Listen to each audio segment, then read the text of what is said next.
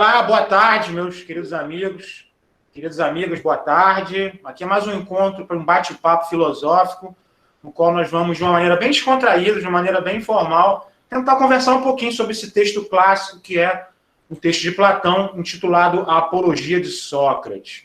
A ideia é que cada um, enfim, a turma se dividiu em algumas duplas, cada dupla vai falar um pouquinho sobre o que entendeu, sobre as dúvidas, sobre cada uma dessas partes aí do contexto inicial, né? A gente não vai ler tudo, não vai dar tempo, nós vamos ler só da primeira sessão até a 10.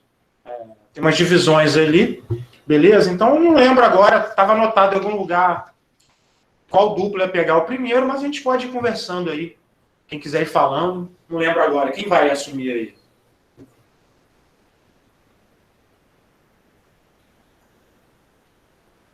Assumir o quê, professor? Poderia repetir? Qual é a dupla que vai falar do tópico 1?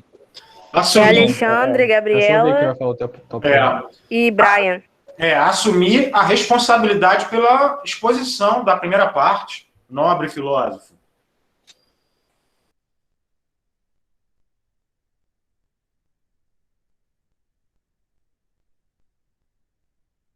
Ok, então tem uma lista aqui, seria o Brian, o Alexandre e a Gabriela. Professor, o Alexandre pediu para eu avisar que ele não vai poder participar. A Gabriela não disse nada e o Brian tá aí, eu acho. Beleza, tranquilo. Vamos lá, Brian, o que você tem a dizer pra gente? Vai que é tua, menor. Liga o microfone aí, Brian. No teu tempo, meu crio, o importante é falar. Tá arrumando o microfone do Zig. Tudo bem, eu sei que talvez ele seja tímido, né? Então vamos começar juntos. A Tá me ideia... vendo? Pode falar, vamos lá. Tá me vendo bonitinho? Tô ouvindo bem. É pra fazer o resumo primeiro ou fazer a interpretação? Cara, você que sabe. Fala o que você achar importante. Então eu vou fazer o resuminho primeiro, né? Beleza. Pelo que eu entendi desse textinho aí, né, desse ponto, é Sócrates chorando, né, perante os sofistas no tribunal. Isso daí, o resumo bem resumido, né? E ele tá chorando no primeiro parágrafo inteiro, chorando, meu, perante os carinhas lá, falando que eles estão falando mal dele, né? E chorando no tribunal, né, falando que eles estão falando mal dele, falando que eles falam mentira, coisa assim. Eu achei bem babaca isso daí dele, né? Ele literalmente essa é a defesa dele, falar que eles estão mentindo. E só. Isso daí que eu entendi. Eu li bem rápido, li umas 3 vezes, não consegui entender direito. Eu sou muito bom de interpretação. Ok. Bem, tem mais coisas aí, né? Mas deixa você falar mais. Vamos lá. Tem mais... Foi tudo isso aí que eu entendi do texto. Ah, beleza. Então, eu não sei se eu concordo, não sei se os colegas... A dupla meio que sumiu, né? O resto do meu trio. Professor, eu concordo plenamente com o meu amigo Brian. Né? Sócrates não só chorou no primeiro, como chorou em tudo. Não, professor. Sócrates ousou dizer que o outro estava errado, falou que ele queria falar a verdade e ele mesmo não sabe o que é a verdade. Ou seja, um completo imbecil.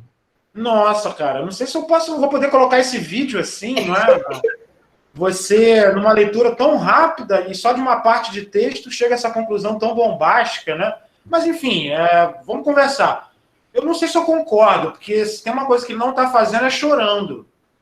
E se tem uma coisa que ele não está tentando fazer é se colocar no papel de vítima. Isso é bem peculiar. Isso é... Olha, calma. pelo que eu entendi, isso aí parece choro. Não é. Parece bem choro pra mim. Não acho. Só reclamando dos sofistas, falando que eles estão mentindo. Tá, Não, peraí. professor, não é choro não, professor. É lágrimas. Mas, Brian, primeiro, ele não está falando para os sofistas diretamente. Ele está falando para um tribunal onde tem várias pessoas que incluem várias camadas sociais, provavelmente alguns sofistas. Da parte dos que estão acusando ele, tem um sofista só, tem um único orador, lá no final ele fala o nome. E ele não está dizendo que ele sabe a verdade, ele não está se lamentando, nem chorando, ele está adotando uma postura, muito pelo contrário, bem agressiva, e não é a postura de alguém que se defende. É uma postura bem provocadora, ele está corajosamente ali falando numa linguagem que não é a linguagem do tribunal, ele reforça isso, ele diz que... Primeiro ele começa pedindo desculpas, ele diz que não vai falar na linguagem jurídica, na linguagem dos sofistas, não vai utilizar termos rebuscados, né, termos sofisticados, ele vai falar como as pessoas do povo falam, como ele sempre falou ao longo da sua trajetória filosófica. E ele destaca que as pessoas que o acusaram e falaram antes dele falaram tão bem, mas tão bem, que ele quase se convenceu que ele era culpado, quando ele sabe que é inocente. Bem, e acho que isso aqui é o importante, né? Esse é um negócio, um poder do sofista, né? Que era o poder da persuasão, né? Professor, bastante. Rapidinho. Professor, Peraí, rapidinho. Agora eu queria saber, Brian, aqui no 1, assim, qual parte especificamente você pode citar, entre aspas, que nos garante que, pelo texto, o que acontece, queridos? O texto está dado. Então, a gente pode tentar entender o texto a partir dele mesmo. Ou a gente pode jogar coisas que não estão aqui. Eu queria saber onde aqui, nessa primeira parte, você encontrou algo que diz que ele está chorando, que ele está na posição de alguém que está se lamentando. Qual o trecho que você acha que... Não lamentando, mas tipo, choro tipo, eles estão me culpando, eles são falsos, eles estão mentindo, estão persuadindo vocês, eles são ruins, eles são vilão. Eu considero isso tipo um choro, sabe? Mimimi. Sim, não, beleza. Não tipo choro, coitado de mim, mas tipo, são eles, bebi, popopó. Tá, você tem razão. Claro, ele tá se queixando, tá sendo ali acusado, ninguém gosta, né? Se alguém quer falar mais, fala. Eu tenho uma pergunta, professor. Como é que o cara fala que ele não é conhecedor de nada, mas ao mesmo tempo ele diz que o outro não está certo e o que sairá da boca dele é verdade? Me explique, por favor. Bem, acho que... Caraca, Paulo. Isso a gente pode tentar ver se o texto mesmo responde, né? Eu posso dar uma resposta, mas quando a gente está na posição de interpretar o texto, a gente está fazendo aqui hermenêutica, a gente tem que ver se o próprio texto responde. Bem, as acusações quais são, né? Lá no final ele vai comentar. Ele é acusado de não respeitar os deuses da cidade e corromper a juventude. Essas são as duas acusações. E o que ele está dizendo que é falso são essas acusações. E outra, queridos, nós lemos só o comecinho. O texto é bem mais longo, né? Então, essas respostas, talvez, se a gente for buscar dentro do texto mesmo, vão ser dadas só lá no finalzinho, né? Professor. Sim. Não tem muito a ver com o texto, mas o senhor falou aí de sofisticado, depois falou de sofista. Tem a ver? Tem tudo a ver. Aliás, a palavra sofisticar vem de sofista também. Porque, assim, falar de uma maneira complicada, falar de uma maneira rebuscada, sofisticada, tem a ver, sim. Bem, eu acho que aqui o importante mesmo é isso, né? Não sei se tem alguém mais quer acrescentar alguma coisa. Outro destaque, isso o Brian destacou bem, Brian. Ele repete verdade, verdade, verdade um monte de vezes. E essa pergunta é boa, né? Como alguém que propaga que a única coisa que ele sabe é que ele não sabe, como ele pode dizer que os outros não estão com a verdade? A pergunta é boa. Tá chegando mais alguém? Nossa, só tem alterofilistas nessa turma. Chegou o Vitor agora. Beleza. Ok, então no 2, alguém quer falar mais do 1, alguma coisa? Não. Beleza, então... Eu quero reforçar que ele é um chorão. Brian, não seja tão... Eu acho que, Brian, você que tá chorando que você teve que ler o texto é difícil. Você tá com raiva do professor. Nada. Não é do senhor, é de mim, porque eu confundi os dias. Eu achei que era 16 para fazer isso aqui. Eu confundi, eu ia fazer sociologia agora. Tipo assim, eu acho que é difícil você acusar o cara de alguma coisa, você lendo justamente o livro dele se defendendo. Você teria que ler todos os livros dele, de tudo que ele fez antes pra tu poder jogar ele. Por isso que eu acho meio complicado. Não, mas eu acho completamente errado. A princípio, uma pessoa dizer que não sabe o que é verdade e ao mesmo tempo dizer que o outro não está certo e enunciar, ponderar que o que sairá da boca dele é... Peraí. Sócrates não diz que não sabe o que é verdade. Quem diz isso são sofistas. Sofistas falam, não há verdade, só há persuasão. Mas ele fala que ele não sabe de nada. Ele não fica falando isso no texto, eu não sei de nada. Mas aí não é literalmente, cara. Tu pegou parte 6 e tá achando isso. Eu sei. Eu sei como é a tua parte que dá. Então, calma, queridos, vamos um pouquinho devagar. Vamos passar o 2, e aí a gente lendo aos pouquinhos, o texto vai se esclarecer pouco a pouco. O Vitor falou uma coisa bem interessante, né? É muito pouco que a gente leu para tecer comentários tão categóricos como o Brian fez. Aliás, nós nunca vamos saber nada sobre Sócrates porque ele não escreveu nada. Isso é interessante. Todo o ensinamento dele parece se concentrar na oralidade. Ele, de propósito, não escrevia. E isso que a gente está lendo aqui não é Sócrates falando. É Platão, com as suas próprias palavras, dizendo como Sócrates teria falado lá. Então, tem essas coisas. Interpretar um texto é difícil. Tem que ter paciência. Assim, não é na primeira vez nem na segunda vez que a gente vai tecer comentários inteligentes e pertinentes sobre o texto. Beleza, o 2 é Davi e João Pedro. Vocês querem falar? Aí, professor, seguinte. Eu vi aqui, nessa primeira parte do 2, que, continuando o que o Brian falou ali no ponto 1, o Sócrates, ele divide a defesa dele em 2 pontos, que são os acusadores antigos, né, que são esses sofistas, e são os acusadores mais recentes, que são políticos e pessoas de poder aí. Aí, basicamente, durante o ponto 2, quase todo, ele vai falar bastante sobre quem são os sofistas, sem falar a palavra sofista, mas ele fala assim da filosofia deles e que ele é totalmente contrário a ela e que o pessoal está acusando ele por causa dessa persuasão que os sofistas fizeram. Só que, assim, eu não entendi uma partezinha que está sublinhada aí no ponto 2, está escrito Aristófanes. Eu não entendi por que está escrito Aristófanes. É isso daí.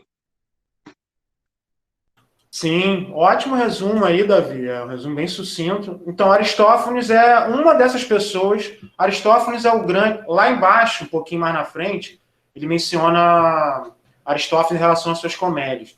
Aristófanes era um comediógrafo. Era um autor teatral que escrevia peças de comédia. E as comédias eram zoeira pura, né? E tem uma comédia chamada As Nuvens, na qual Aristófanes ridiculariza Sócrates. Mostra Sócrates, mais ou menos como o Brian falou, né? Assim como hoje várias pessoas não gostam de Sócrates, naquela época a maior galera não gostava também. E nas nuvens, Sócrates é ridicularizado, coloca Sócrates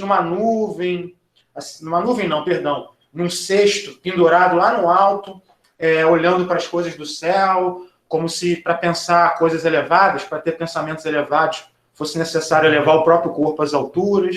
É uma zoeira, né? E a pessoa que leu esse livro aqui não fui eu baixei da internet, quis colocar aqui que ele está fazendo uma referência a Aristófanes, né? E Aristófanes é uma dessas pessoas que lá, há mais de 30 anos atrás, já estava denegrindo a imagem de Sócrates, e muitos dos que iam decidir o futuro de Sócrates ali no tribunal votando, tinham assistido essa peça, tinham dado risada sobre essa peça. Não ouviram Sócrates falar nada, mas acham que sabe alguma coisa sobre Sócrates com base em outras pessoas, com base, por exemplo, nesse cara querer zoar. Bem, acho que é isso, né? Professor. Sim. Dando continuidade ao que o Davi falou, os segundos acusadores, ou seja, os mais recentes, que o Sócrates ele vai dizer, seriam Anito e seus amigos. Anito, que seria uma pessoa da classe política, bem rico, muito influente, muito poderoso. E eu acredito que as acusações feitas a Sócrates não tinham somente um caráter religioso e legislativo apenas. Havia um certo ressentimento contra Sócrates. Eles não gostavam de Sócrates, como o senhor falou. E durante o texto é muito interessante ver que Sócrates ele vai dizer muita palavra absurdo. Então, a gente pode ver que Sócrates está bastante, como eu posso dizer, revoltado em relação a tudo que está acontecendo. E discordando um pouco dos meus colegas, a qual eles afirmam que Sócrates está se contradizendo, que Sócrates ele estava de chororô, eu não acredito que seja isso. O que eu acredito é que a postura tomada por Sócrates em sua defesa é a seguinte: os acusadores eles apresentam o que seria a verdade deles. Eu vou apresentar a minha verdade, mas quem deve julgar se é ou não verdade são vocês. é interessante porque o que me leva a crer isso é que no final do ponto 2, Sócrates ele vai dizer: no entanto, eu entrego aos deuses e o que me resta é acatar a lei e defender-me. Então isso me leva a crer que essa é a postura tomada por Sócrates. Eu vou apresentar a minha verdade, mas quem deve decidir se é verdade ou não são vocês. Sim, nossa, perfeita aí a colocação, João Pedro. Você fala muito bem também, parabéns pela maneira como você está falando. Eu concordo com tudo que você falou. Eu só acrescentaria um detalhe, né, em relação a isso. Ele adota uma postura um pouco agressiva. Isso vai ficar mais claro ali para frente. Aliás, só voltando aqui, né, logo Exato. No texto, ele ataca muito os acusadores dele. Isso é comprovado. Ele não chega a fazer xingamentos ou coisa do tipo, mas dá para ver que ele tá com um certo ódio de quem está acusando ele. Sim, sim. E logo no comecinho do texto, ele fala assim, olha, pessoas de Atenas, atenienses. Quer dizer, tá chegando alguém, né? Normalmente você fala como no tribunal? Prezados juízes, prezados senhores do júri. Então, ele, desde o começo, ele não se coloca como alguém que está respondendo ao júri, mas como alguém que está respondendo a toda a humanidade, até hoje. Né?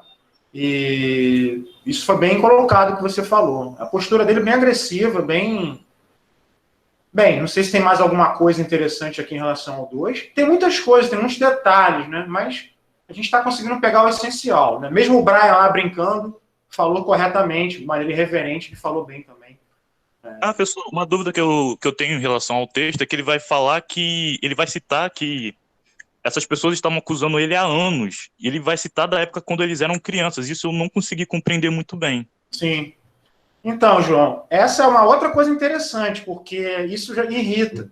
Como, acho que foi o Davi, né? Como o Davi fez aquela boa divisão, né? O texto todo se divide em duas partes. Primeiro ele vai se defender dos acusadores antigos e depois dos acusadores atuais. Queridos, a acusação é atual. A acusação é essa que o Meleto, o Ânito moveram contra ele. Então, quando ele começa, olha, eu preciso, antes de me defender dessas pessoas que lá atrás já estão falando há muito tempo. Isso aí é maluquice, assim.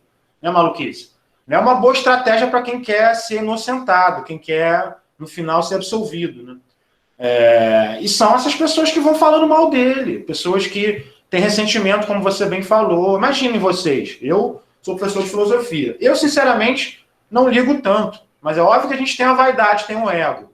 Imagine, por exemplo, se o João, o Davi ou o Brian aqui fosse uma live, né, fosse ao vivo, e vocês, debatendo comigo, mostrassem que eu não sei filosofia. Se me refutassem várias vezes em assuntos que eu deveria saber.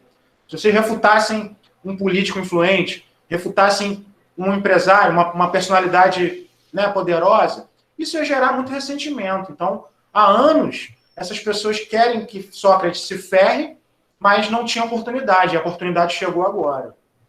Não sei se eu respondi a pergunta, João. Sim, muito obrigado. Ok, não sei se alguém quer falar mais alguma coisa do 2. Nossa, vocês estão indo muito bem, estou gostando. E realmente, ele falou, eu vou entregar a Deus. Vou lavando minhas mãos, vou fazer como eu achar melhor. Ok, 3 seria a Juliana e o Enan. E aí? Tô aqui. Vai. Eu vou falar, tá, Renan? Tá, falei. Depois eu falo. Vou falar. Então, primeiramente, ele quis apontar que não é só a acusação é tal. Ele quis apontar como surgiu a acusação, de onde saiu isso, qual é a intenção dos caluniadores de Meleto, né? Criarem essas acusações contra mim. E isso planta uma curiosidade no povo, que ele está falando, no público, que ele quer alcançar. E nisso ele apresenta aqui o teor da acusação. Deixar bons os argumentos ruins e também induzir os outros a fazerem a mesma coisa. Aí é aquele negócio, né? O povo pensa, pô, ele é uma influência ruim. Tudo bem ele errar sozinho, só que conduzir os outros a fazerem o mesmo já é sacanagem. E também tem a comédia de Aristófanes, aquele negócio de, sei que nada sei, que isso, que aquilo e tal. Aí o povo pensa, como um professor pode não saber de nada? Então, é um questionamento que o povo teve sobre ele que não ficou bom para o lado dele.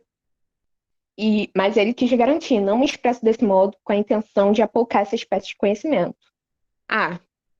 Tudo bem aí se alguém souber de tudo, mas eu não sei de nada.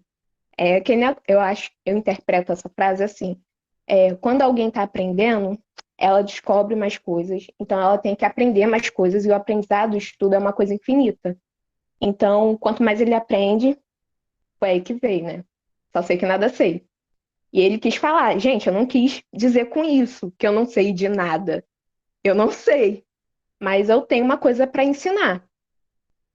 E eu achei essa parte, o finalzinho da terceira parte, bem confiante, porque ele faz questão de propor para o povo falar assim, gente, eu quero trocar uma ideia com vocês e quero saber o que vocês fazem o que vocês acham de mim. Aí, o final apelo para o testemunho de quase todos vós, eu vos concito a vos informar reciprocamente e contardes o que em tantas ocasiões me ouviste enunciar. Então, é muito confiante você pegar alguém e falar assim, o que você acha de mim? Porque se ele for uma pessoa má, claramente a pessoa vai falar, você é muito ruim, você é um idiota, babaca e deve ser preso. Só que ele é muito confiante nessa parte.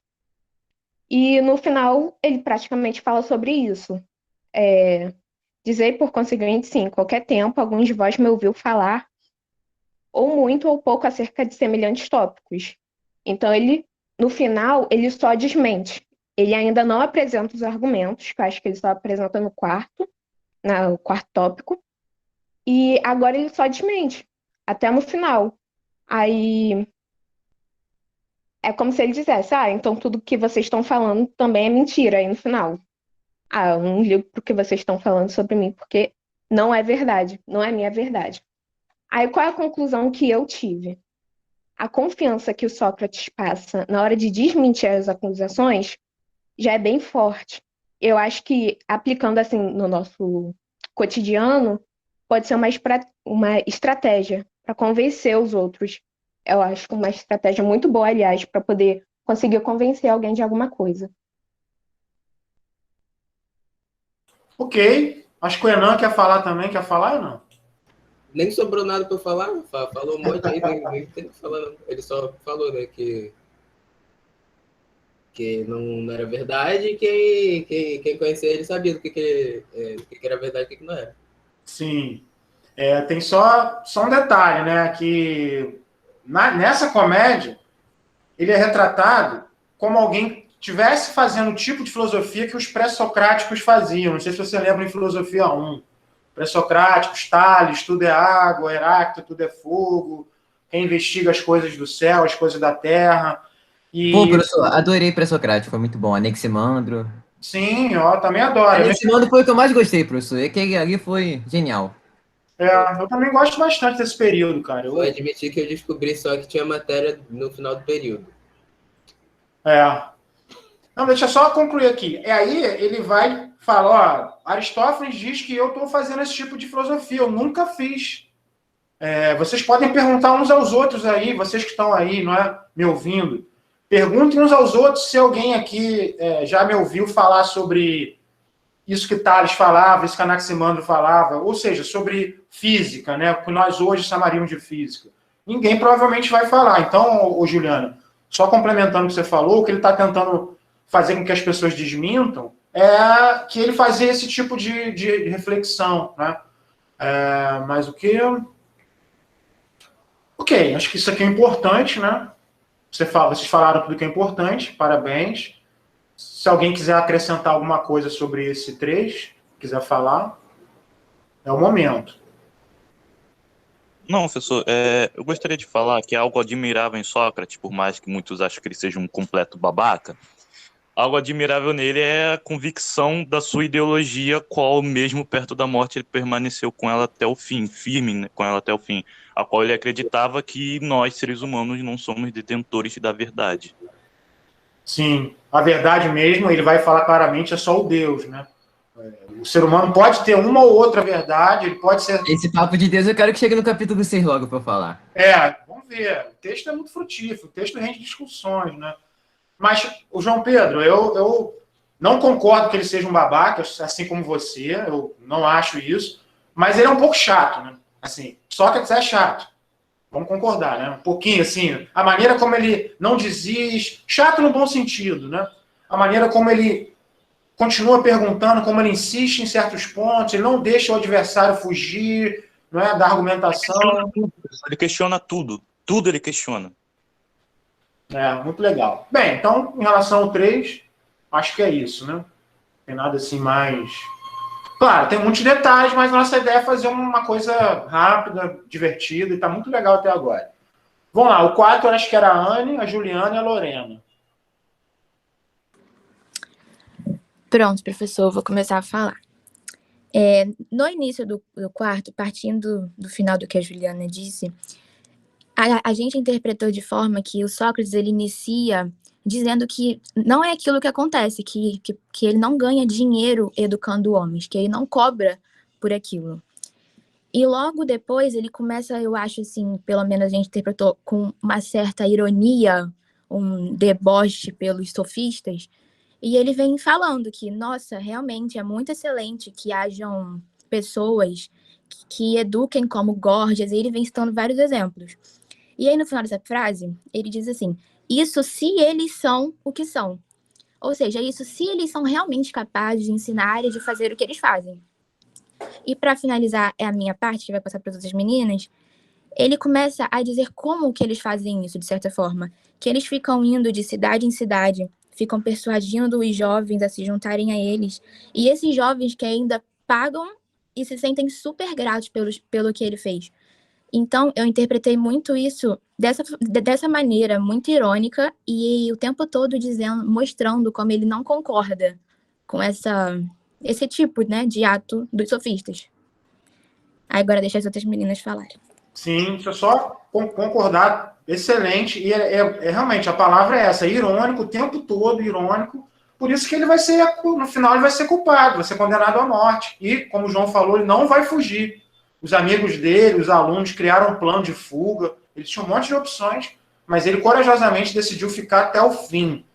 Bem, alguém que chora não vai encarar a morte com tanta coragem, né? E ele é muito debochado mesmo. Não, eu sigo pela lógica que o Sócrates seguiu. O que é um peido pra quem já tá cagado? Eu sigo pela lógica. Eu acho que ele seguiu a mesma. Sim. Vamos lá, vamos continuar agora. Tá dando pra me ouvir direito com esse fone? Tá sim. Tô ouvindo bem. Dá não. Tá bom. Primeiro, deixa eu comentar dessa ironia majestosa do Sócrates, porque eu achei muito engraçado, porque ele, além de debochar do fato de ele estar sendo acusado, enquanto os outros sofistas são todos soltos, ele também, no final, ele ainda faz esse deboche de se é o que são, né? Achei muito engraçado. Mas, enfim, depois dessa ironia que ele fez, ele continua dizendo, e ele fala sobre um homem que está entre eles, um homem sábio, um homem sabedor, que havia gastado muito dinheiro com os sofistas, que, na verdade, ele havia gastado mais dinheiro do que qualquer um ali. E a gente sabe que quem gasta dinheiro com sofistas são as pessoas que ficam comprando o conhecimento na discussão, que é exatamente disso que Sócrates estava sendo acusado, né? Mas, enfim. Aí Sócrates faz uma alusão a uma visita que ele fez. O nome do cara era Callias. Ele fez uma alusão a essa visita que ele fez. E nessa visita ele fez uma pergunta muito interessante, mas antes da pergunta ele fez uma certa metáfora. Ele começou dizendo o seguinte, Peraí que minha cachorra tá latindo. Desculpa. Não, imagina. É até bem oportuno o cachorro se manifestar, porque Sócrates o tempo todo ele jura pelo cão. Mais pra frente, isso aqui aparece, ele fala o tempo todo, ele é brincadeira dele, né? Pelo cão. Então, adoro cachorro também. Então, essa metáfora, né, ele começa dizendo assim, que havia que ele dá um exemplo. Se você tivesse 2 potros, você poderia arranjar um tratador para cuidar deles. alguém profissional realmente que cuidasse do cachorro, algum componente qualquer que pudesse tratar o cachorro, tratar o cavalo, deixar o cavalo bonito, deixar o cavalo forte, alcançar realmente a sua excelência. Só que os filhos desse Calles não eram animais, e sim pessoas, eram humanos. Então, a dúvida dele é se existia alguém para tratar eles, porque ele sabia que esse Calles se preocupava com o enriquecimento, né? Que seus filhos fossem bons cidadãos e fossem bons na discussão. Então, ele fez essa pergunta para ele, se existia tal pessoa que tratasse, entre aspas, os seus filhos.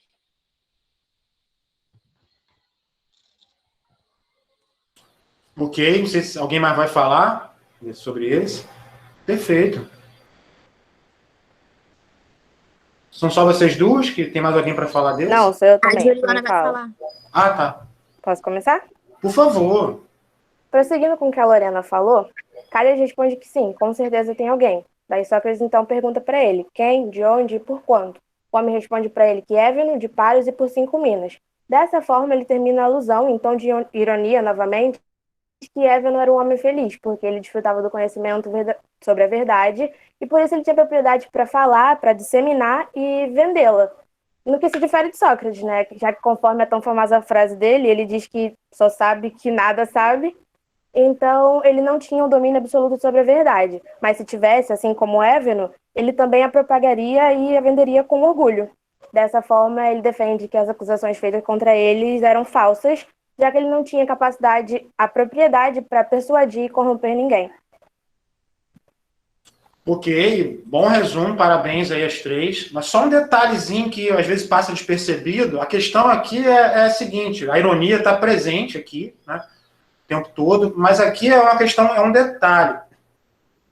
Esse pai não está pagando para que os sofistas ensinem, por exemplo, argumentação, como eles ensinavam, retórica, oratória, basicamente. Aqui é o conhecimento da virtude. Então, não se trata mais de pagar alguém para ensinar aos seus filhos, falar bem ou persuadir, mas muito mais do que isso, que é justamente a virtude. Então, Sócrates falou, a virtude é algo que pode ser ensinado. Eu posso pagar alguém para me ensinar a ser bom, a ser virtuoso? Isso é algo, né, isso é uma técnica, assim como eu aprendo, por exemplo, sei lá, a técnica... Yuri, vamos lá, Yuri, por favor. Não, foi eu que levantei a mão. Quando a gente estava comentando sobre isso, ele fala sobre o enriquecimento, né? E a gente citou que era um enriquecimento ético e não enriquecimento econômico. Sim. Então, esse detalhezinho aí, só para enriquecer o que vocês falaram, mas falaram muito bem, parabéns. Né? E ele, infelizmente, ele não pode ensinar ninguém a ser virtuoso. Se ele pudesse, ele ia cobrar. Né? Alguém quer acrescentar alguma coisa sobre esse aqui, esse 4, né? Não, eu... Não. Beleza. Tem um detalhezinho aqui também, mas a gente continua. Vamos ao 5º agora, que vai ser Vitor e Nicolas. Eles estão aí? Posso começar? Por favor. Aqui. A parte 5 começa com Sócrates imerso em seus pensamentos, pensando sobre quais dúvidas e incertezas o povo ateniense possui a seu respeito. Irritado sobre a situação em que se encontra, Sócrates decide contar tudo sobre como tais calúnias e mentiras surgiram sobre ele. O filósofo deixa claro que ele conseguiu alcançar uma sabedoria, supondo que talvez ele tenha encontrado a sabedoria do próprio homem. Contudo, existem outros que serão muito mais sábios que ele, algo completamente impossível, já que eles se achavam mais sábios do que eles eram de fato, desvalorizando e desmerecendo a sabedoria de Sócrates.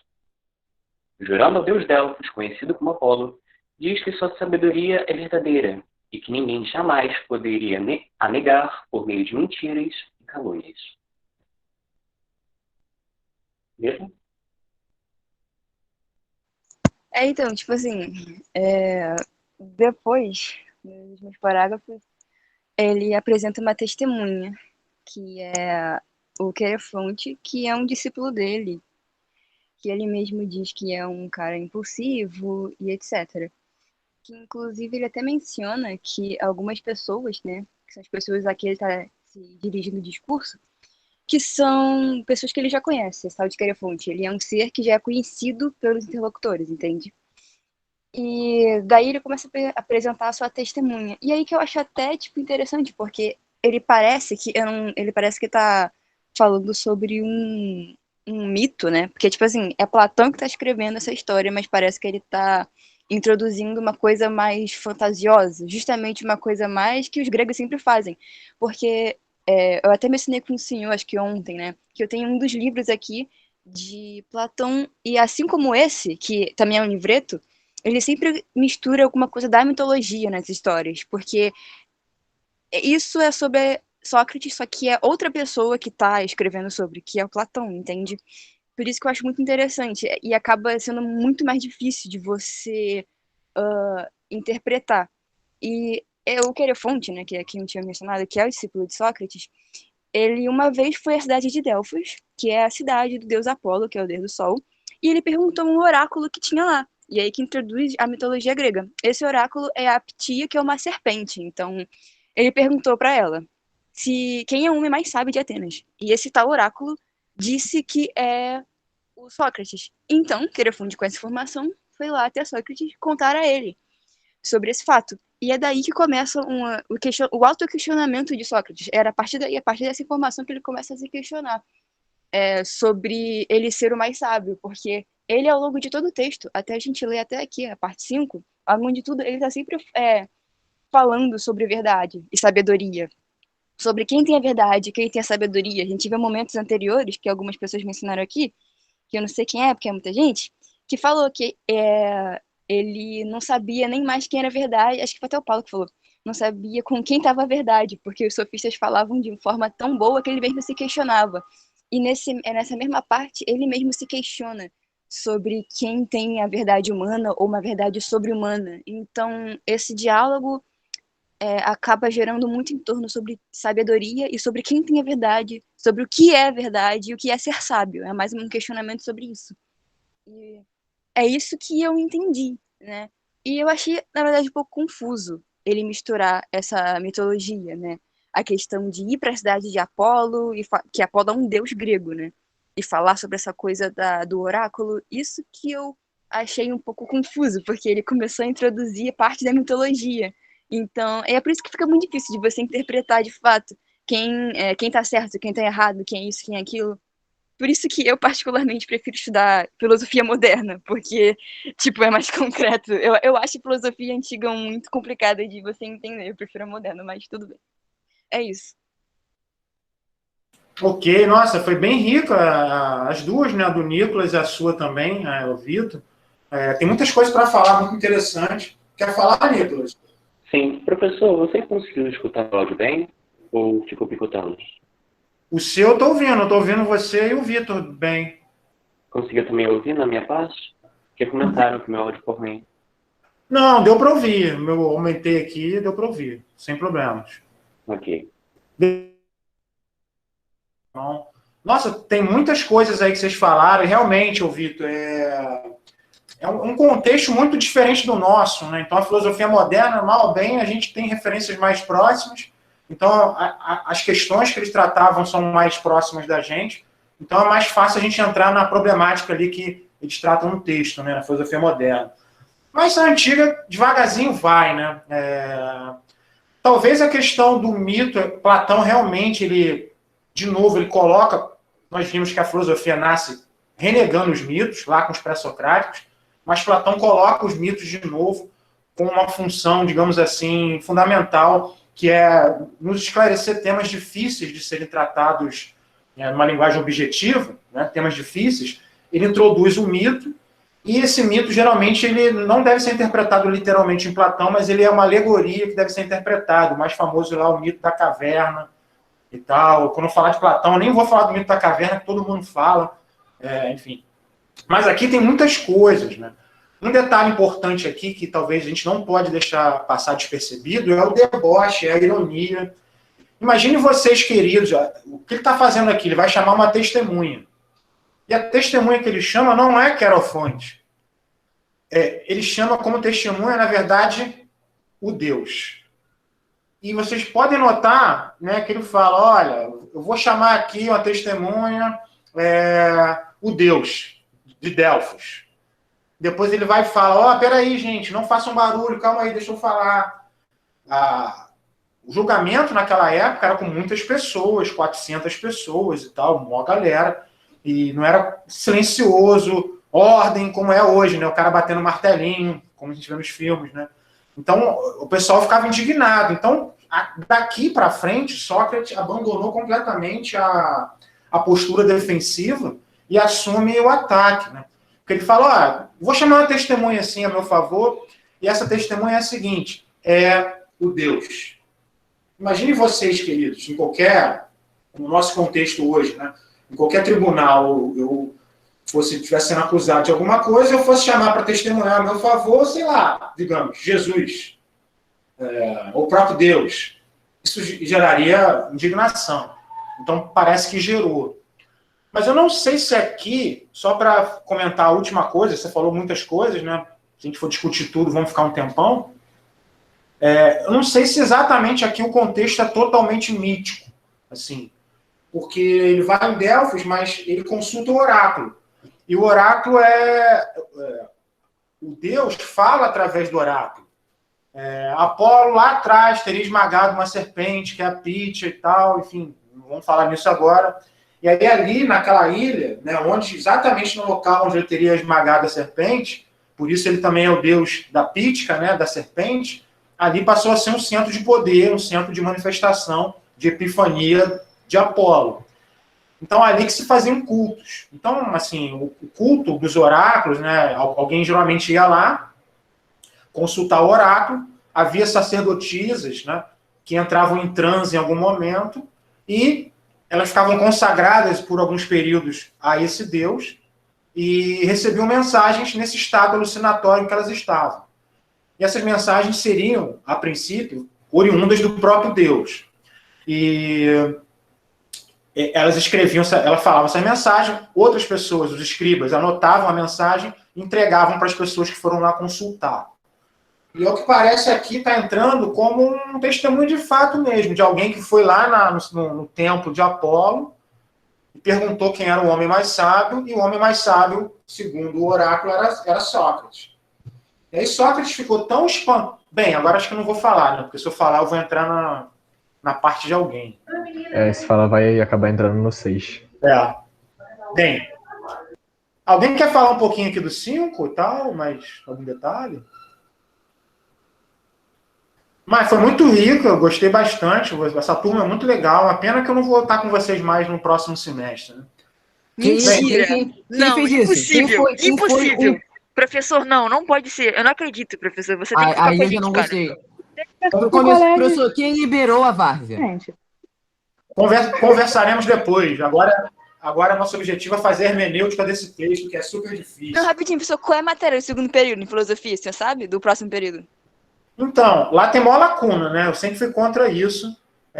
A filosofia tem um pulo de 1000 anos. Você vai adorar, né? Pelo visto, você adora a filosofia moderna. Então, a filosofia 2 termina com Aristóteles, oficialmente. Pelo menos, graças a Deus. Tomara que eu consiga cumprir com o programa. Termina com Aristóteles. E depois dá um pulo e vai lá para Descartes, vai lá para a filosofia moderna. Ou seja, no IFRJ não tem filosofia medieval. Por quê? Por que não? Isso aí eu já acho vacilo, professor. Eu acho que o IFRJ tá começando a liberar muito a bagunça. Estão legalizando a sacanagem sem ser... Cara, a filosofia medieval é a menos conhecida.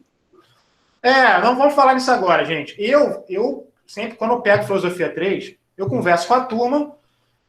Olha, gente, é isso aqui, o programa é esse. Vocês querem no MV1, ver um pouquinho de medieval e concentrar a moderna no segundo? Geralmente a galera concorda, né? Enfim.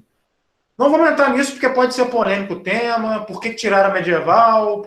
Vamos lá, então. Vamos parar um pouquinho. Por que vocês acham que não tem medieval? Porque eles querem frisar que a Idade Média foi terrível? Pra frisar isso? Porque não cai no Enem? Eu acho. Nossa, 2 respostas e talvez as duas... Boa, porque não cai no Enem, de fato. As duas são boas. Acho que os dois têm um pouquinho de razão, né? Pela associação também a filosofia medieval não é autônoma, né?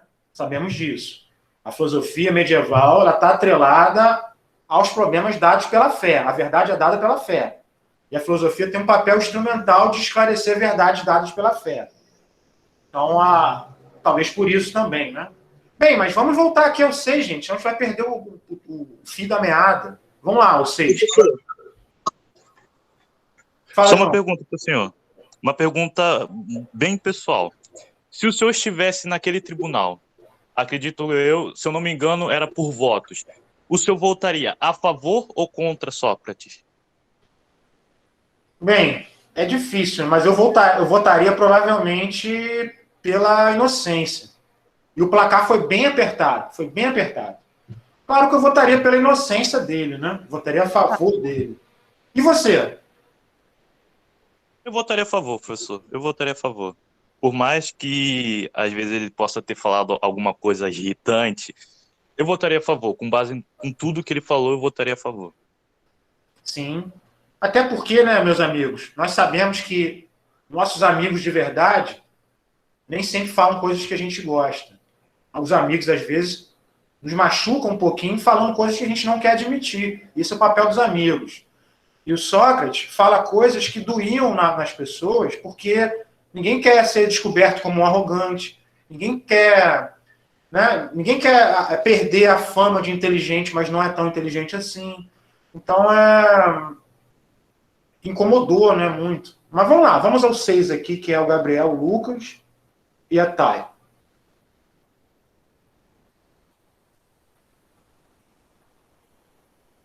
Agora a parte 6, o Yuri vai começar falando. Ele falou que a parte 6 é a... É a 6 primeiro, professor. Acho que ele confundiu. Parte 6 é eu, Paulo e João Gabriel. Então o que? É 5? Não, é 6 agora, não é? Sei lá, gente. Sim, é 6, é 6. É 6, A é 5 6. fui eu e o Nicolas. Tá, eu vou começar aqui falando a 6. Vou voltar um pouquinho pro capítulo 5. Lá no capítulo 5, né, um amigo de infância dele acabou perguntando pro oráculo, né, quem era o homem mais sábio. E acabou tendo a resposta que era o Sócrates. Só que Sócrates não ficou muito, não acha isso. Sócrates, a minha opinião é que Sócrates é um cara humilde até, sabe? Ele sabe que ele não é um idiota, mas ele sabe que ele não é o melhor. Ele tem um tanto de humildade. Aí ele acabou fazendo meio que uma jornada, né? Ele consultou pessoas que ele achava sábio e acabou percebendo na conversa com essas pessoas que ele era um tanto mais sábio que ela, justamente por saber que ele não é tão sábio, entendeu? Essas pessoas se achavam mais sábias do que elas eram sábias. E só pelo fato do Sócrates saber isso, saber que nada sabe, né, que por mais que ele tenha tanto conhecimento, no final ele acaba não sabendo tudo, ele se acha um tanto mais sábio que esses homens sábios que ele acha. Professor, seguindo a deixa aqui, vou continuar agora aqui. Vai, continua aí, Paulinho. Professor, ele falou, né, que por mais que ele não fosse muito o mais sábio, ele era mais sábio que os outros. Mas aí vem a minha pergunta, professor. Esse foi o resumo do capítulo, mas a pergunta é: como é que uma pessoa que ela fala que é mais sábia que os outros tem esse poder de falar que é mais sábio que os outros? Mesmo que o Deus falou, mas ele mesmo contrariou o Deus no início. Ele não falou: quem é Deus para indicar que eu sou mais sábio? Se nem eu reconheço que sou sabedor. Então, eu venho aqui a pergunta: se ele mesmo reconhece que não é sabedor, qual é a necessidade dele falar que as pessoas não sabem ou sabem menos que ele? Eu não entendi entendeu? Essa questão. Sócrates se contradiz muito. E o fato dele ser detestado, acho completamente errado. Que ele fala assim, o fato de ser detestado, eu acho completamente errado, que toda pessoa tem seus altos e baixos. Porém, sim, ele é, na minha visão, uma pessoa muito arrogante. E sim, ele é uma pessoa que tem síndrome de estrelinha, professor. Aquela pessoa que, por mais que não fosse a mais inteligente, quer se sentir superior, pelo menos uma pessoa. E é o que ele fala. Ele fala assim: eu posso ser burro, mas você é mais que eu. Eu posso estar errado, mas você está mais errado que eu. A questão não era se ele estava errado, não. A questão é que os outros, ele queria que estivesse num patamar abaixo dele. Eu acho que a questão de Sócrates era essa. Ok, alguém mais quer falar? Você não está sozinho, Yuri, mas temos aqui na turma mais um anti-Sócrates, né? Um antissocrático. Está em boa companhia. Nietzsche, o grande filósofo, que meu amigo Vitor talvez conheça. Nietzsche também odiava Sócrates. Vamos lá, Vitor, fala aí. Cara, então, vamos com calma, porque o Paulo fala muito rápido e eu não entendo nada que o Paulo fala muitas das vezes, mas tudo bem. Paulo é um gênio compreendido. Vamos lá. O oráculo chegou e falou que o Sócrates era o homem mais sábio de Atenas. Beleza? Suave. Sócrates, com essa informação, se questionou. Primeiramente, ele questionou, porque ele é um cara que questiona tudo. Ele sempre é retratado como um cara que questiona tudo. Entendeu? Por que não questionar Deus, entendeu? Essa foi o que ele quis fazer. Alguém pode, por exemplo, ter pegado essa informação e não questionar, mas ele quis questionar porque ele quis, ele é Sócrates, entendeu? Ele questionou. Beleza. E ao longo do texto inteiro, ele fica se perguntando se ele realmente é sábio ou se são sofistas e etc. E me perdi. O texto dele, esse livreto dele, o que mais beirou foi a indecisão de Sócrates. Ele estava indeciso o tempo todo, confuso. A mente dele estava, ao mesmo tempo que ele pensava que Deus, ele afirmou, só Deus sabe da verdade, ele questionou a verdade que ele afirmou que estava correta. Então, eu acho que Sócrates foi muito indeciso e confuso em suas afirmações. Por isso foi taxado como ele foi. Porque por mais que ele fosse uma tinha alguma inteligência, ele sabia das coisas de alguma forma. Toda pessoa sabe de alguma coisa. Não que saiba muito, mas sabe. Ele questionava tanto que ele pensava que ele não sabia de nada. E no final acabou não sabendo de nada. Ok. Bem, muitas coisas que vocês falaram. Agora, eu ia até comentar isso, mas você agora falou bem, Yuri, o Vitor também acrescentou. O tempo todo ele está se contradizendo, mas é de propósito. Quando ele mesmo fala, né, só sei que nada sei, a frase, na sua estrutura gramatical, ela é contraditória, porque são duas orações. Só sei que introduz outra oração. A primeira oração nega a segunda nega a primeira. Então, é de propósito, né, é uma ironia, ele se coloca de maneira contraditória de propósito. E, realmente, aqui tem uma coisa que é mais grave, né, ele vai só aumentando a afronta. Mais grave, talvez, do que chamar o Deus como testemunho, é tentar entender, digamos, ele tenta refutar o Deus. Deus falou, né, o Sócrates é o mais inteligente. E ele, para tentar entender isso, o que ele faz? Ele vai indo em cada pessoa, na verdade, em cada grupo social importante. Faltou vocês falarem a qual grupo ele se refere aqui, no 6, em qual grupo social importante, são 3. A qual grupo social aqui ele está se referindo? Daqui a pouco vocês me respondam. E ele vai tentar refutar esse Deus. E Paulo, a base, realmente, isso é bem polêmico, mas a base que Sócrates utiliza para dizer que os outros não sabem é o seguinte: ele começa a interrogar, não sei se vocês lembram, lá atrás, o elencos, né, a refutação. Sim, professor, ele conversa com os outros, quando alguém discorda dele, ele faz o quê? Ele pergunta. Ele quer que a pessoa... Se ele for discordar, é que a pessoa explique por quê perfeitamente. E mesmo se ele discordar, ele vai continuar perguntando por quê.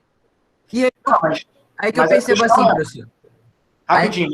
Rapidinho, Paulo. Mas a questão é que ele pergunta de maneira específica para que a pessoa entre em contradição.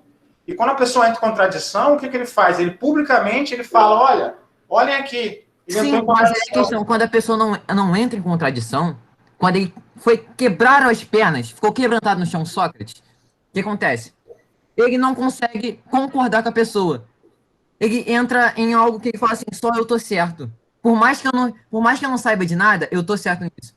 Essa é a minha visão do Sócrates. Não, mas, então, eu só não acho, ele não diz em nenhum momento que ele tá certo. Isso que eu não tô concordando com você só. Esse procedimento que ele faz... Ele não diz que ele tá certo, ele acha que ele ultrapassa alguns em um pouco de... ultrapassa um pouquinho alguns em sabedoria. Então, mas isso que eu acho errado, professor. A partir do momento que você fala que sabe algo. Ele nunca fala que tá certo, mas tá menos errado que os outros. Pô. Eu acredito. Ele não diz que tá certo, consegui compreender. Não diz que é errado. Eu consegui compreender o que Sócrates queria dizer. Com base na filosofia dele, de que nós não somos detentores da verdade, eu acho que quando ele fala que as outras pessoas são quando ele fala de um modo que parece que as outras pessoas são ignorantes, eu acredito que seja pelo fato de elas acharem ter a verdade. É como se ele dissesse, cara, vocês dizem ser conhecedores da verdade, mas a verdade é que ninguém conhece a verdade. Eu sei, pode ter bugado um pouco, mas Não, por isso sim. que eu acho que ele... É isso que eu queria dizer, João. Mas Obrigada, é isso que ele quer dizer, Obrigada. mas não é só isso que ele fala. Se ele só falasse isso, seria perfeito. Ele fala assim, não, você tá falando essa verdade, mas você não sabe. Mas ele não só fala isso, ele fala assim, você não sabe a verdade porque você não sabe, mas eu sou mais sábio que você. A partir daí eu acho que ele Porque ele reconhece a partir daí a que ele hipocrisia não dele reina. sabe. Porque a partir do momento que ele fala que uma pessoa, ela não sabe de nada, e só por o fato dela pensar que sabe, ele ser mais sábio que ela, eu acho completamente errado. Porque a partir do momento que uma pessoa não sabe de nada, só Deus sabe da verdade, ninguém sabe de nada realmente. Então ninguém sabe de nada. Mas na verdade ele disse a verdade, porque ele realmente é mais sábio, porque ele sabe que ele não sabe de nada. Mas quem sabe que ele mais sabe? Tá, me diz aí. Por que ele é mais sábio? Reconhece que ele não Me explica por que ele é mais sabe, sábio. Porque Deus falou que ele é mais sábio? Deus sábio. falou e ele contradizeu Deus. Porque não é o mais Deus tava sábio. certo. Ele contradizeu no início, cara. Depois ele falou que por ele saber que ele não é o que ele tem muita coisa pra ele aprender, no caso, é por isso que ele é o mais sábio. Tem gente que se acha, entendeu? Basicamente ele é humilde. Basicamente ele é humilde. Compreender isso. Paulinho, ó, Não, eu compreender compreendi isso. Eu só acho Cara, não, você precisa entender que ele está diante de um tribunal e que isso é uma estratégia. Isso não é um texto explicativo, isso é uma defesa. Você precisa compreender isso, que isso é uma defesa, isso não é um texto didático. Isso é uma defesa, isso é uma estratégia dele, cara. Ah, não muda o fato dele ser hipócrita. Ele não foi hipócrita. Não foi hipócrita. Na minha visão foi. Não. Cara, Ele fala olha que só, uma pessoa não sabe de nada, ou e depois Sócrates fala que é é mais sábio que as hipócrita, outras, ou tu não e eu sabe acho interpretar hipocrisia. texto. É um dos dois. Calma, gente. Paulo que não sabe. Calma, queridos. Assim, olha, tô super satisfeito, porque se o texto está fazendo isso com a gente, pô, é porque ele funcionou. Mas calma, essa é a hipótese de trabalho do Paulo.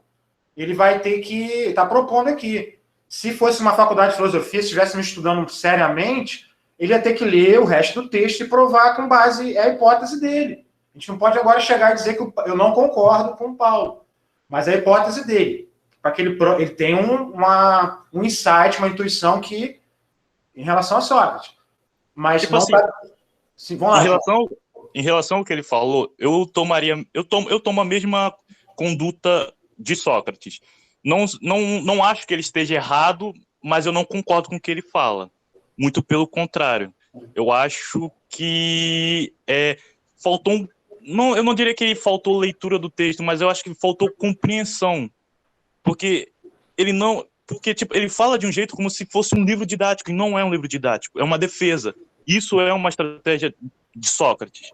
Ele está sendo... Aí é que tá. A partir de uma pessoa... Rapidinho. Então, eu concordo, João, mas nesse caso a culpa é um pouco do professor, tá bom? Pelo seguinte, eu não mandei o texto todo porque não ia dar tempo. Então, eu mandei só de 1 a 10, que é a parte que Sócrates está se referindo a essas acusações anteriores. Então, eu acho que a posição do Paulo está baseada no que ele leu do texto. E se ele ler até o final, talvez ele mude, entendeu? Mas o João Pedro está certo. Aqui não é um texto didático, é um texto que não está dado tudo aqui claro no começo. Vai aparecer alguma coisa, mas lá no final vai se revelar o contrário do que está aqui. E talvez a culpa tenha sido do professor ao mandar um texto, um pedacinho também, entendeu? Quem quer falar? Fala aí, Paulo. Não, professor, eu tô falando que a parte que... Eu não tô falando que ele tá... Como é que se fala? Como posso dizer? Que ele é uma pessoa ruim. Eu tô falando que ele é hipócrita. Pra mim, ele é hipócrita porque o simples fato dele falar que ninguém sabe de nada. Ele falou assim, só quem sabe a verdade é Deus. Não falou isso. Numa parte do texto contradiziu Deus e falou que ele estava certo. Ok, correto.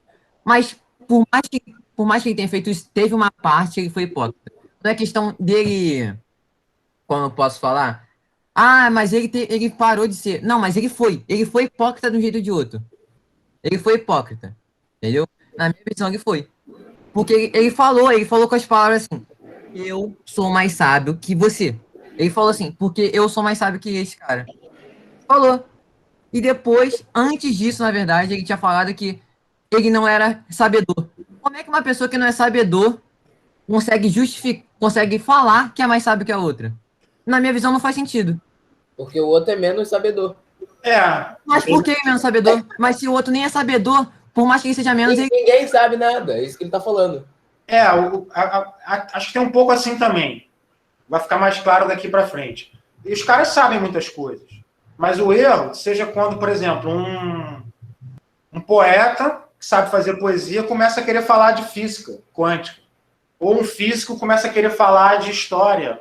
Enfim, tem um pouco isso também. Todo mundo tem um saber, mas o erro é achar que esse saber que você tem, todo mundo tem, ele sabe que as pessoas têm o saber, permite você falar sobre coisas que você não sabe também. Daqui a pouco alguém vai falar isso na parte do pessoal do artesanato. Ele falou meio que isso no 3 também. Que na comédia ele falava de coisas que ele não sabia. Ele na comédia, o personagem falava de coisas que ele na vida real não sabia nem pouco nem muito. E que não tem nada a ver com ele. Ok. Agora, Paulo, eu só acho assim, na sua tese, né? A sua tese, eu vou tentar refutar, a gente vai conversar, enfim. Isso que é legal na filosofia, né? Mas eu acho que se você trocasse o hipócrita por irônico, ninguém ia ficar incomodado, mas você coloca o hipócrita, fica mais forte, né? Isso, enfim, cria um debate interessante. Mas vamos prosseguir, a gente não vai conseguir resolver esse debate aqui agora, precisamos ler o texto todo, mas, nossa, estou super feliz que a gente está aqui debatendo, né? Cada um com sua posição em relação a um texto. Nesse caso aqui, queridos, essa discussão ela tem uma saída. Se a gente lê o texto, se a gente provar pelo que está no texto, se ele é hipócrita, como o Paulo falou, se ele não é. Isso que é legal quando a gente estuda um texto. A gente está fazendo a hermenêutica desse texto. Vamos lá, vamos ao 6, que já estamos... Está passando bastante tempo, não quero prender vocês muito tempo. Já falamos do 6, né? Mais alguém quer acrescentar? Alguma coisa? Não, né? Deixa eu ver se tem mais algum detalhe que eu não falei.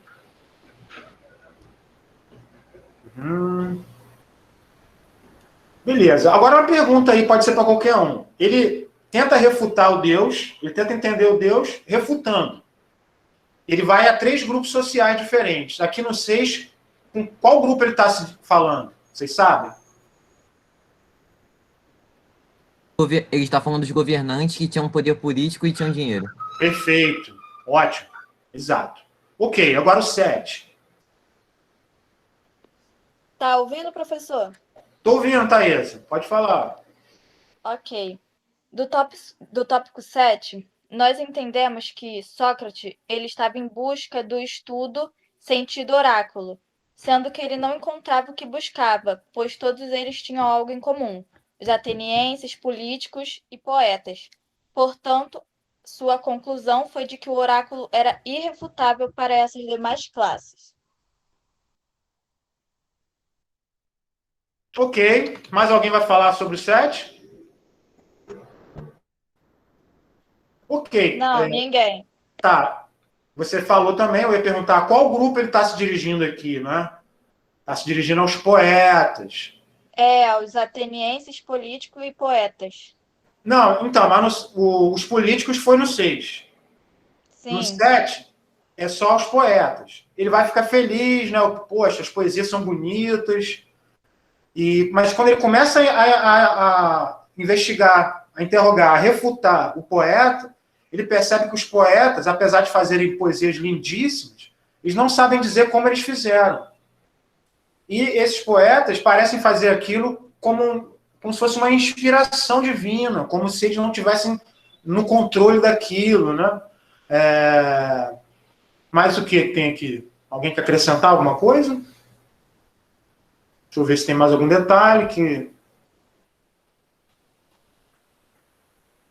E também, com relação aos poetas, acontece isso, né? Eles começam a querer falar de assuntos que não competem a eles, que não são da competência deles. Eles não conseguem nem explicar como eles fazem a poesia, o que dirá falar sobre assuntos que extrapolam o âmbito da literatura. Imaginem vocês um poeta falar sobre cirurgia plástica ou cirurgia cerebral. Enfim. Ok. Beleza. Acho que não tem mais nada assim a acrescentar, né? Alguém quer acrescentar alguma coisa?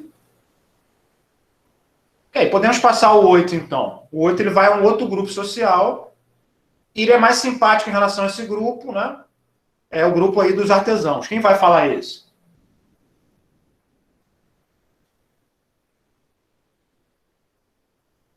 O 7. 7 não, 8, né?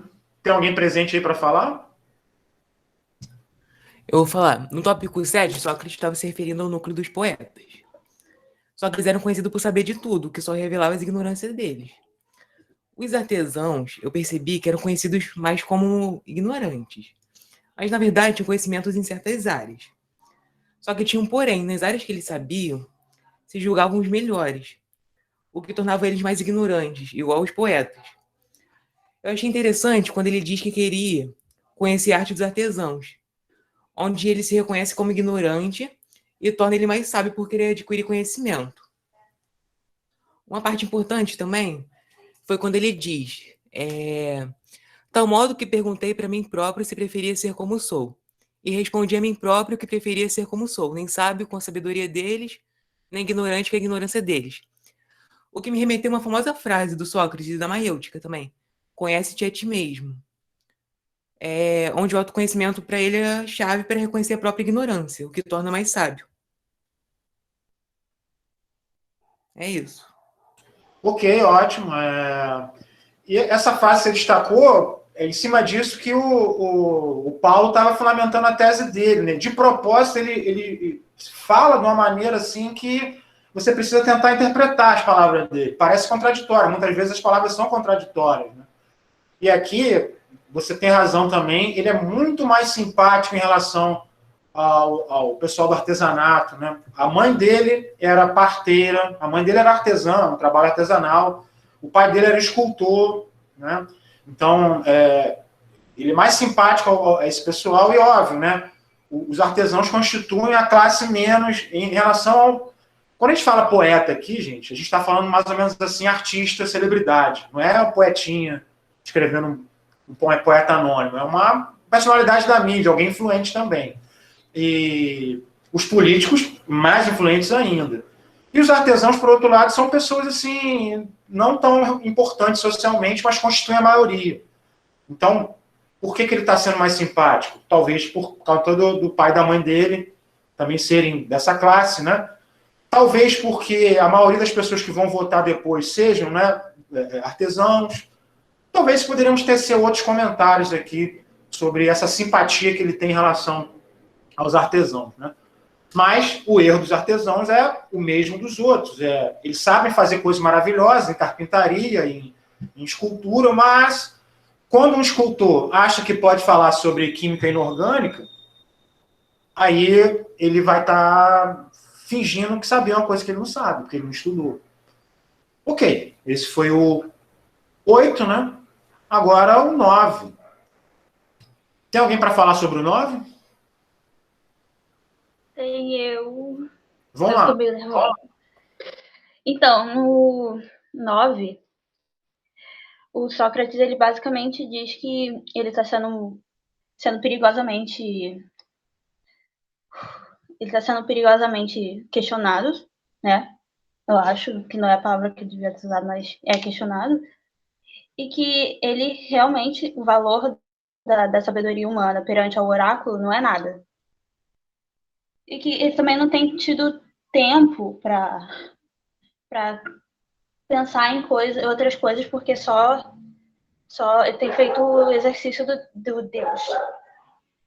Mas, assim, em questão do que eu acho, é que quando Sócrates ele diz que só o Deus é sábio, e mesmo assim ele questiona o Deus nas partes acima, eu acho que ele também está questionando se o próprio Deus sabe a verdade.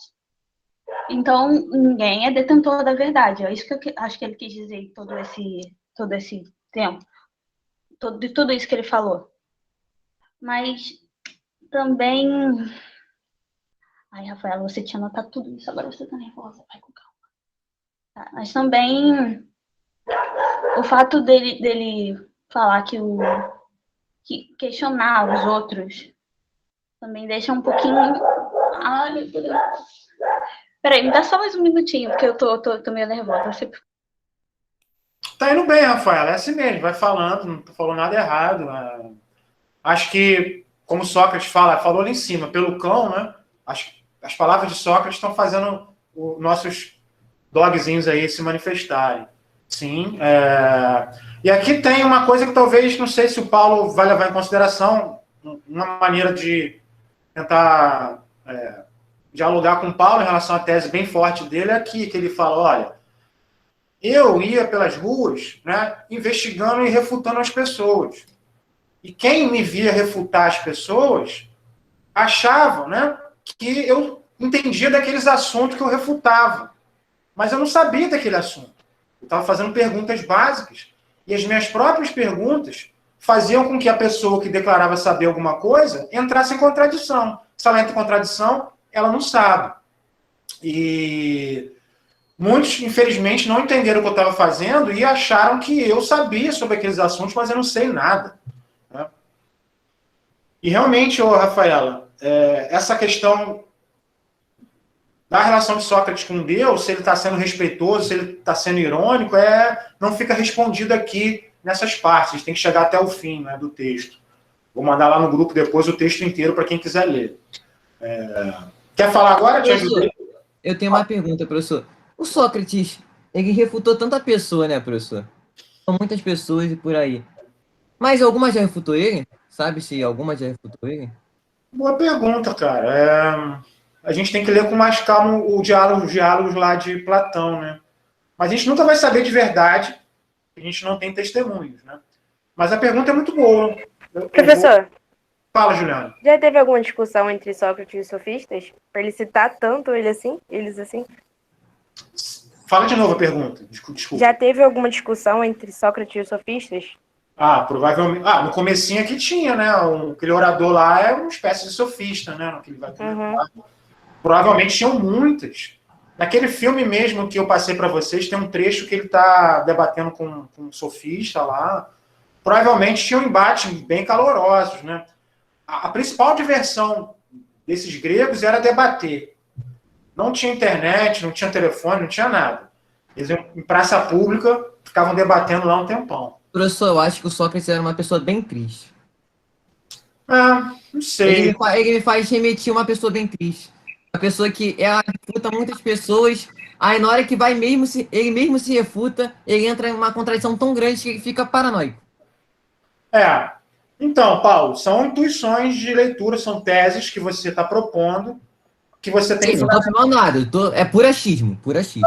Não, mas gente, a filosofia, a ciência começa assim. A ciência começa com uma hipótese, depois nós vamos tentar confirmar ou negar essa hipótese. Bem, é uma intuição. Fala, João, por favor. Quem escreveu esse livro foi justamente o discípulo de Sócrates, correto? Platão, sim. Que, por sinal, era a favor da escravidão. Só relembrando isso aqui mesmo. Então, assim, em uma das partes que... A postura adotada pelo Paulinho, que eu particularmente eu concordo com ele nesse ponto, é que por mais que eu goste do Sócrates, eu acredito que uma visão, principalmente do discípulo dele, que era uma pessoa próxima, eu acredito que que seja errado a gente tomar apenas isso como a verdade. Eu acho que seria interessante a gente ter a outra expectativa para aí a gente realmente ter uma verdade. Porque, assim, era o discípulo dele que escreveu esse livro, então ele pode ter apresentado o que ele achava daquilo, ele pode ter apresentado aquilo que ele considerava como o certo. E isso fica claro, porque há em dados momentos do texto que a impressão que dá é que Sócrates é o certo e que os outros são errados, sendo que quem está escrevendo isso é o discípulo de Sócrates. Eu não sei se deu para entender muito bem isso. Sim, claro, deu para entender. E enfim, você colocou de maneira exemplar aqui, de maneira bem objetiva, a famosa questão socrática. Como nós vamos chegar a uma conclusão em relação a Sócrates? Ele não escreveu nada. A gente tem basicamente 3 referências, assim, que conviveram com ele. Uma delas é Platão, E basicamente todos os livros didáticos, todos os livros de filosofia, tudo que a gente fala, esse Sócrates oficial, é o Sócrates de Platão. E nesse ponto é super parcial, você tem razão. Professor, eu acho que a estratégia que o Platão fez para mostrar que Sócrates estava certo foi Sócrates se contradizer tanto e falar tão mal dele mesmo, e ao mesmo tempo refutar as pessoas que fazem a gente perceber que nós mesmos fazemos isso algumas vezes. Então, é mesmo uma identificação que o Platão acho que quis fazer com que a gente percebesse. Se identificar com Sócrates, nesse caso. De pensar assim, poxa, eu não sei de nada, mas eu já fiz isso também. Então, talvez ele não esteja tão errado. Às vezes eu não sabia de um assunto, mas eu falei que a pessoa estava errada. Eu acho que, nesse ponto, Platão foi muito estratégico. Sim, a maneira como ele está escrevendo. Claro, Platão é um grande escritor, ele quer criar um Sócrates assim que seja um representante, um porta-voz da verdade, não é? Queridos, o relativismo na Grécia, nesse momento, era um troço perigoso, né? Se o relativismo fosse generalizado, a gente não ia ter nem laços sociais, assim. A sociedade está baseada em um conjunto de verdades básicas que todos devem aceitar, né? Mas eu só não concluí. Então, a gente tem a questão socrática. Quais são as fontes? Só para complementar aí, fechando com o que o João falou. O Platão, as comédias de Aristófanes, em especial as nuvens. Então, a gente tem uma fonte elogiosa, que é Platão. Outra fonte elogiosa, que também escreveu um texto chamado Apologia, mas era um outro aluno, não um texto muito famoso, chamado Xenofonte. E a caracterização do Xenofonte é um Sócrates mais escandaloso, um Sócrates mais espalhafatoso, um Sócrates não tão sério como o Sócrates Platão. O Sócrates Platão é como se fosse um santo, né? E o Aristófanes, que é uma fonte negativa. Então, realmente, na linha que o João colocou, para responder a questão que o Paulo está colocando, a gente precisaria levar em conta essas três fontes e tentar fazer uma síntese entre essas três fontes. Bem, mas a gente não vai conseguir fazer isso aqui nesse pequeno encontro, né? A gente precisa falar agora do 10. Alguém quer falar algo mais do 9? Acho que foi suficiente. Rafaela, você quer continuar? Não, ainda estou meio nervosa. Imagina. Mas se tiver alguma coisa para falar durante o 10, eu falo. Depois que terminarem. Tudo bem, mas assim, eu também fico nervoso, mas eu consigo fingir que não estou nervoso, mas eu sempre fico. Esse é o problema. Eu com aula de teatro e eu ainda não aprendi a não parecer nervosa. Ok, então terminamos aqui. Agora só o 10, é o último, para a gente encerrar com chave de ouro. Alguém para falar sobre o 10? Muita pressão, professor, muita pressão. Que... Era um trio, era um trio. Só que eu falei que as meninas não puderam vir. Então vai ser só eu mesmo. Olha, o 10, ele fala sobre os jovens que imitavam ele. Como o 10 é muito curto, eu queria fazer umas observações antes do 10. O Paulinho falou que ele achava que o Sócrates ele não tinha o direito de dizer o que era verdade e o que não era, pelo fato de ele dizer que ele não sabe da verdade. Porém, no meu ponto de vista, eu não acredito que ele tenha dito isso no literal. No sentido de, tipo assim, eu não sei de nada, eu sou burro e é isso. Não, eu achei que, tipo assim, pelo fato de ele saber e ele não querer fazer como os poetas, por exemplo, que se julgavam muito sábios, os brabão, e quando ele chegou lá e perguntou, ele simplesmente estava explicando tudo zoado, não sabia nem o que eles estavam falando direito. Ele achou por bem ele dizer que não sabe. Não é como se ele realmente não soubesse, entendeu? Eu até separei, não é da minha parte, mas eu gostei muito. E eu separei aqui. Eu não lembro de qual parte que é essa daqui, mas está escrito assim. Entre vós, homens, o mais sábio é aquele que, como Sócrates, na verdade, reconhece que sua sabedoria não tem valor nenhum. Então, assim, não é como se ele realmente não soubesse. Ele se fez de, abre aspas, humilde para não passar vergonha, entendeu? E sobre o 10, ele fala que os jovens, os filhos dos ricos, no caso, imitavam ele e, assim, começavam a questionar outras pessoas e as pessoas e novamente falharam miseravelmente em responder ele. Então, assim, ao invés de eles atacarem os jovens que estavam refutando eles, que estavam questionando eles, eles atacavam Sócrates, falando que ele era um miserável porque estava incentivando, estava, enfim, colocando coisa ruim, de certa forma, na cabeça dos jovens. E um ponto que eu achei importante, e eu sei que provavelmente vão discordar, é que Sócrates não pediu discípulo nenhum. Eles estavam fazendo aquilo dali porque eles queriam. Obviamente que as pessoas são influenciáveis, mas, né, eu não posso tacar isso tudo nas costas do cara. E outra, ele estava fazendo uma parada que ele julgava que era o certo. Então, assim, eu também acho que tudo que a gente tem de concreto, de certa forma, deveria ser questionado. Não, tipo, ser teleguiado só porque tá falando isso e aquilo. Entendeu? É isso. Ok, acho que com isso a gente fecha, né? Os filhos dos ricos começaram a imitar, a refutar. Jovem é assim, né, cara? Eu fui jovem também. Eu adorava desafiar os professores, assim, fiz cada coisa que eu não posso falar aqui no vídeo. Eu fui até expulso de 2 escolas, uma vez porque, enfim, eu fiz uma coisa com um professor muito feia. Então, jovem... O quê? Fala aí. Não posso, gente. Não, tem calma. Não, agora tu falou que teve alguma coisa que você não vai falar o que é, não. Pode não. Eu vou postar esse vídeo, então eu falo depois em outro contexto privado, assim. Então, o jovem... no vídeo fala. Professor, eu acho, professor, que o Platão ferrou muito Sócrates. Porque quando ele tentou defender Sócrates, eu queria que esse livro fosse escrito por Sócrates, porque aí eu tentaria pensar que ele era um ser humano legal. Porque Platão exaltou tanto Sócrates, ele falou que o Sócrates era mais sábio que os outros. Não sei se o Sócrates falou realmente isso.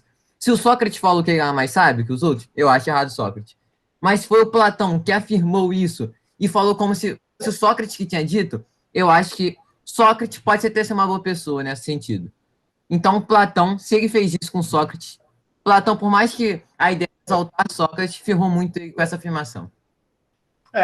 E até porque ele já estava morto, né? Então, o morto não se defende. O morto não vai dizer, pô, não era bem isso não, Platão. E, com certeza, Platão coloca muitas coisas na boca de Sócrates. E a situação se complica, a gente não vai ver isso. A gente vai ver quando a gente vai falar de Platão daqui a pouco.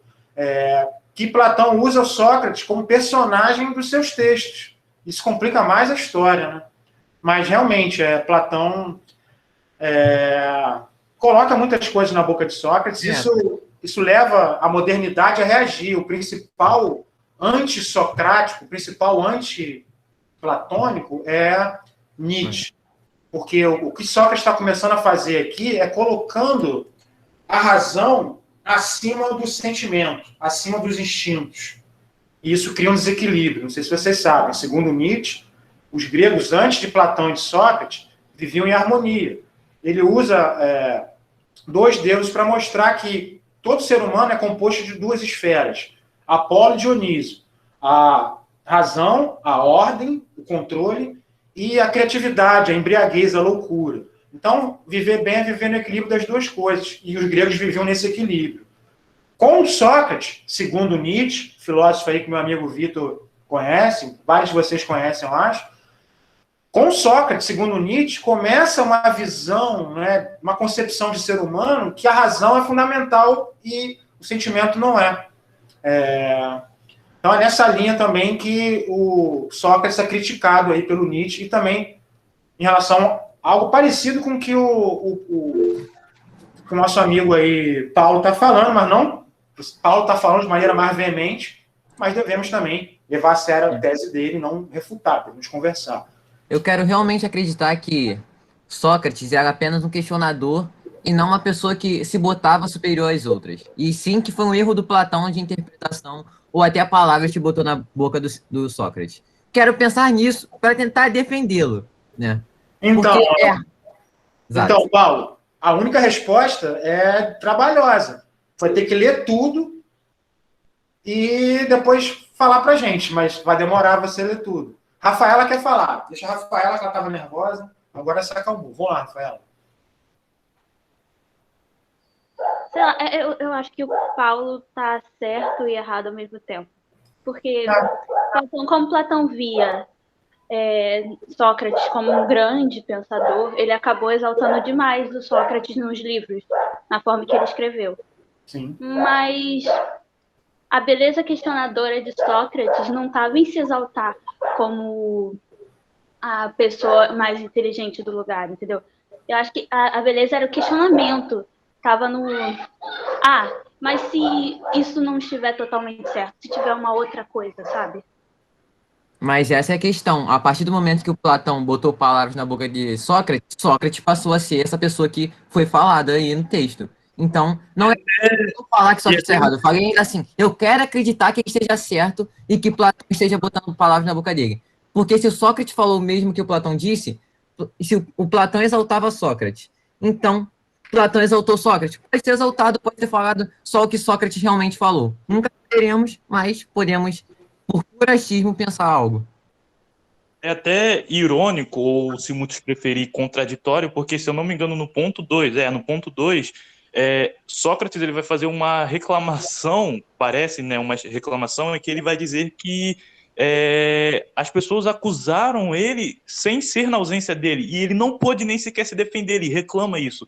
E o fato de Platão botar palavras na boca de Sócrates e dizer coisas sobre ele, sendo que Sócrates estava ausente para confirmar realmente isso, é um tanto quanto irônico ou até mesmo contraditório, porque no ponto 2, Sócrates vai reclamar exatamente disso, ele vai falar, caramba, cara, me acusaram sem ser na minha ausência. Na minha ausência, perdão. Não, e mais uma ironia, o texto é cheio de ironia, essa é a outra, né? É como se Platão... Mas quem escreveu isso foi Platão. Então, Platão talvez esteja falando dele mesmo. Né? Então, professor, esse é o bagulho, professor. A gente não sabe se o Platão botou ou não palavra na boca do cara. Se não botou, o cara é um idiota. Se botou, tá bom, passa o pano.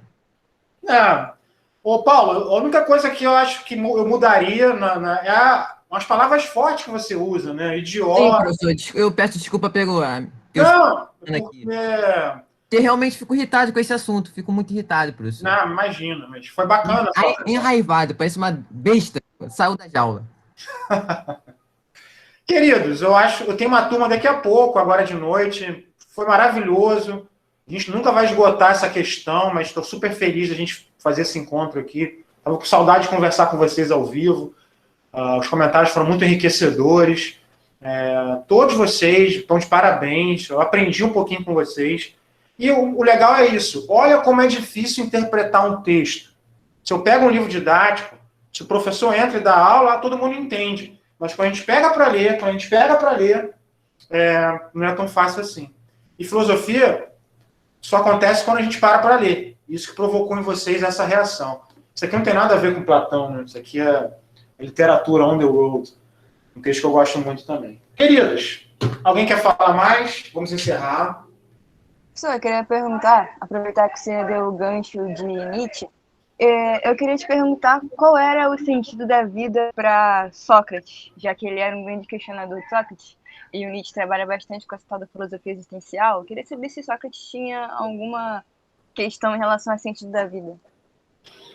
Então, o sentido da vida é como ser justo. E ser justo, né? Como ser bom. Não sei se vocês vão lembrar, né? Sócrates, o contexto de Atenas na época de Sócrates, um contexto no qual a ética estava mudando. Os valores tradicionais já não eram mais unânimes. Valores ligados à aristocracia. O que era ser bom lá na época remota? Ter poder, ter dinheiro, ter fama, glória. Né? Na época de Sócrates, isso começa a mudar. É uma ressignificação dos valores. O que significa ser bom de verdade? Ser kalos kaiagatos, né? Ser belo e bom, ser uma pessoa honrada. Então, para Sócrates, ser bom, o sentido da vida para Sócrates é agir conforme a razão. É agir conforme a sua mente racional determinar que você deve usar, né? Os seus atos, o seu comportamento. Viver conforme as leis da cidade, não praticar a violência, enfim, são valores que depois vão ser muito aproveitados na época do cristianismo em diante. Então, E mas pelo o sentido... Platão também, porque a filosofia política que Platão prega é justamente sobre a justiça. Então, para eles, esse sentido é justiça e seguir uma ética moral criada por eles, né? Sim, Agora isso, faz sentido. isso Agora que eu faz já não acho sentido. muito sentido. Não, então, por isso que agora faz sentido o Nietzsche não gostar deles, porque Nietzsche ele foge completamente disso. Completamente disso. Claro. Ele questiona a ética e a moral, ele questiona tudo isso. Porque, tipo assim, ao mesmo tempo que uma pessoa fala que tem que viver no justo, quem julga? Quem julga o justo? Não tem. E falar que Deus julga o justo. Deus tá mostrando lá, algum Deus lá falou. A única coisa que falaram que Deus falou foi que o Sócrates era mais sábio. E nem isso Sócrates falou que tava... Sócrates ainda pensou que isso estava errado, pô. Até agora você tá irritado, né, cara, com Sócrates, né? Não tô irritado com ele, tô irritado com Platão, que não deixou o cara... Tô irritado que o Platão pode ter escrito besteira, tô irritado com Platão Tem agora. teorias de que Sócrates não sabia escrever, né? Pelo menos que eu li. Tem teorias que ele era analfabeto. Cara, Paulo, por muito tempo você acreditou que ele nem existiu. Por muito tempo acreditou que ele nem existiu, que ele era personagem de Platão. Então, tipo, é difícil. Descobriram depois que ele realmente existiu. Entendeu? Então, Não, tipo, você tá julgando alguém, assim. Eu ainda acho que Platão é Sócrates e tá jogando no Flamengo. Que isso? Jogador, cara. Sócrates está vivo e vai jogar no Vasco. Ó, você Sócrates não está lembra. vivo. Nossa. Eu sou velho. Eu vi o Sócrates, irmão. Vocês conhecem o Raí, né? O herói de São Paulo. O irmão do Sócrates mais velho, o irmão do Raí mais velho se chamava Sócrates, jogou na seleção de 82. Um grande jogador, um grande centroavante, Sócrates. Procurem Minha aí depois. hipótese é essa, professor. Eu lembro desse cara. Platão é Sócrates e Sócrates está jogando no Flamengo. Queridos, não vamos resolver nada aqui, mas foi maravilhoso esse encontro. A gente conversa então depois, que eu tenho a turma que já estão me chamando aqui no WhatsApp. Vou tomar um café e vou conversar com eles também. Professor, só queria pedir que tenha mais seminários assim, né, professor? Por favor. Sim. Por Então, favor. galera, eu fico Temos que achando aproveitar o tempo que estaremos com você, né? Falou que não vai ter mais agora, sim tem que mandar mais seminário. Quero ouvir sua voz.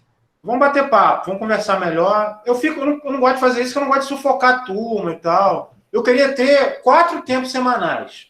Eu ia usar os 4 tempos. Eu juro que eu ia usar os 4 tempos. Se vocês ficassem quietos, eu ia falar os 4 tempos. Mas tem professor que tem 6 tempos, não dá os 6 tempos. Começa mais tarde, termina antes.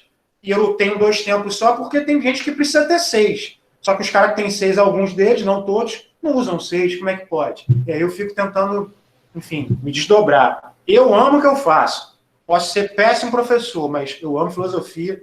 E meu objetivo é fazer isso que a gente fez aqui. Debater, viver um momento legal. Professor, eu tenho quase certeza que você não está sufocando ninguém, professor. Inclusive, a sua aula foi, talvez, a mais vista até agora do período. Talvez. Imagina. Ouso dizer. Foi sim. Mas porque não é aula, galera. Não é aula, nós somos filósofos, estamos aqui. Eu estou em pé de igualdade com vocês. Eu agradeço todo dia por isso, professor. Agradeço por isso. Queridos, depois conversamos, foi maravilhoso. Jamais vou esquecer desse dia. Coração, beijo grande. Tchau. Valeu, professor. Tchau. Valeu, professor. Tchau.